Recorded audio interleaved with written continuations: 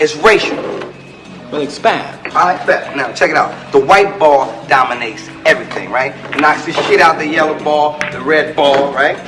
And the game's over when the white ball drives the black ball completely off the table. Now, why is that? I don't know, but I'm sure you tell me, my brother. Sure, you're right.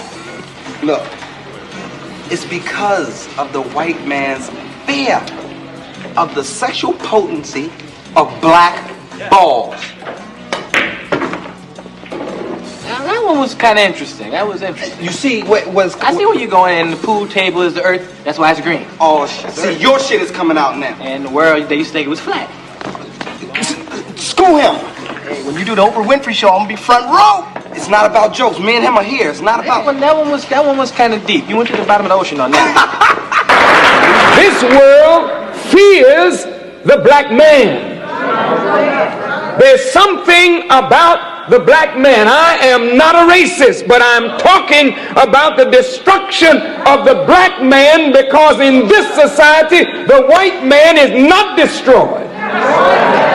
The black man is destroyed, and there is a conscious effort to keep black men from rising up to take their proper and rightful place.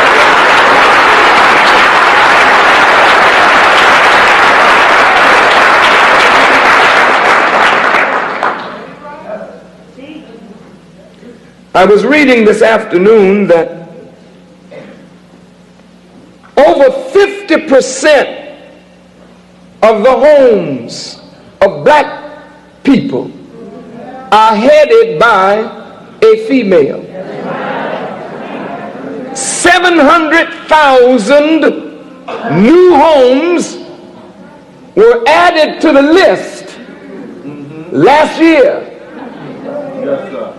And the same was true. 700,000 black men were added to the unemployment rolls. Of the 9 million black workers, 54% of them are unemployed. Women are working more than their men. So the women are providing for the children and even for the men. God's order has been turned around. Whenever the natural order of God is violated, then there are serious consequences. But this is not an accident. This is by design. They tell us that if we get education, we can get employment. According to the statistics I read this afternoon, of the blacks that go to college and get their degree, their salary is equal to the whites who finish high school. Something is wrong when a man cannot earn money in this world to feed himself and his family.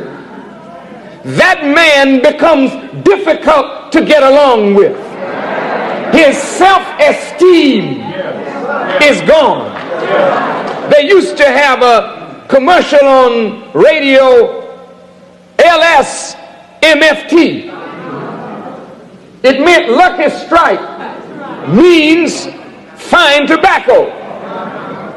But in human relationships, LS MFT means low self-esteem, means friction and trouble. And when black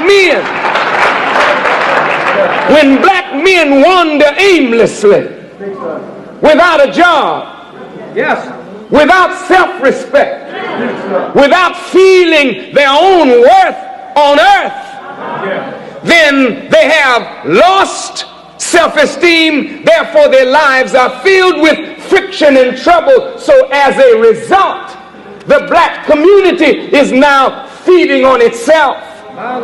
Rape is gone up. Aggravated assault is up. Robbery and battery is up. Murder among black people is up. And black males living in the ghetto have a more difficult chance to survive than black males did fighting in a war in Vietnam. This is how serious it is. And what is at the root of it? Some say racism. Some say it is prejudice. Some say it is discrimination. The Honorable Elijah Muhammad went to the root. The Bible begins with the book of Genesis, and the human being begins with his genetic makeup. Whites are afraid of white genetic annihilation, and they fear the black male, because if the black male becomes strong, and if love prevails in the world,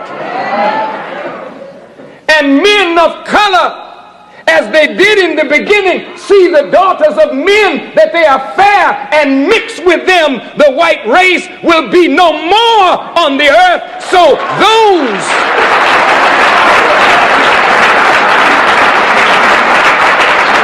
those who fear genetic annihilation must keep hate alive.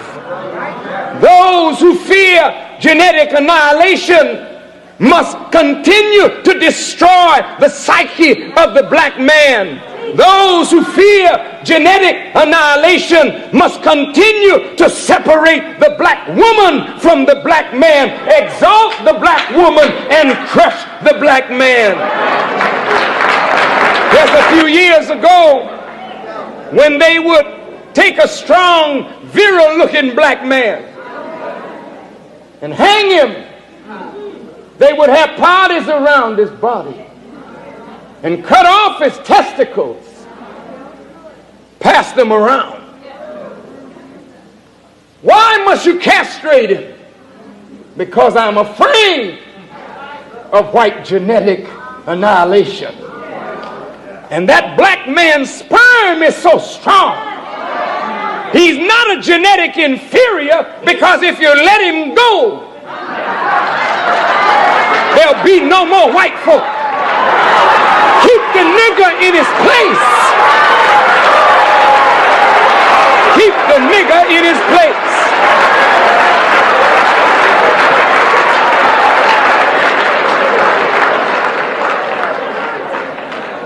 That's why when a black man stands up with strength, they say he's got testicles.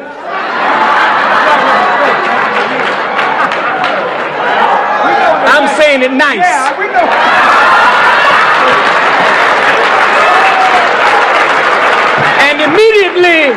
And immediately they get the sharp knife to work, because they don't like any black man that is strong. They want no strength among black men. And this is why every black leader among men that has stood up, white folk have knocked him down, because they want black women never to admire a black man, black men, babies, never to have a strong male image to look up to, so that you will always idolize them and bow down to them and worship them. But your Bible tells you, bow down and worship none but God. None but God.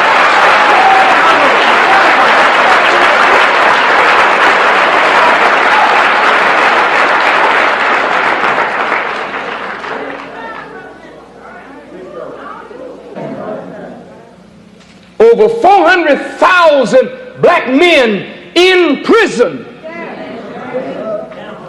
It costs $15,000 a year to keep one man in prison and less than that to put you through college, but they don't want to educate you. They're afraid of white genetic annihilation. And if we educate the black man, he'll want what we got. Keep him dumb. Keep him reaching. Keep him involved in criminal activity so we can keep him under our grip. Go to the prisons.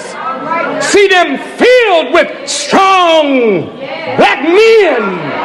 And here you are out here walking the street, can't find a man.